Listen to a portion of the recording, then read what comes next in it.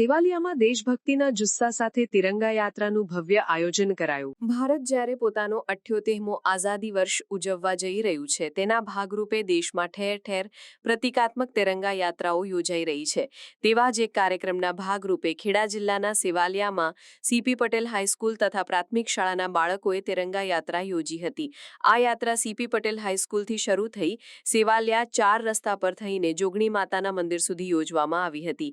આ યાત્રામાં બાળકોએ હાથમાં તિરંગો ઝંડો લઈ દેશભક્તિના નારા લગાડ્યા હતા અને ઉત્સાહપૂર્વક ભાગ લીધો હતો। અંદાજિત 500 વિદ્યાર્થી તથા વિદ્યાર્થીનીઓ આ યાત્રામાં સામેલ થયા હતા। તદુપરાંત શાળાનું શૈક્ષણિક સ્ટાફ, કલેક્ટર, ગામના સરપંચ, ખેડા જિલ્લાનું પ્રતિનિધિત્વ કરતા બકાભાઈ ઉપરાંત અન્ય દેશભક્તો હાજર રહ્યા હતા। સમગ્ર યાત્રા દરમિયાન દેશભક્તિનો માહોલ છવાયો હતો। આ રેલીમાં બાળકોને નાસ્તો પણ આપવામાં આવ્યો હતો। દેશ પોતાનો 78મો આઝાદી વર્ષ ઉજવી રહ્યો છે, ત્યારે બાળકો, શિક્ષકો, આગેવાનો, ગ્રામજનો આમ તમામ વર્ગના લોકોમાં એક અલગ પ્રકારની દેશભક્તિનો ઉત્સાહ જોવા મળ્યો હતો।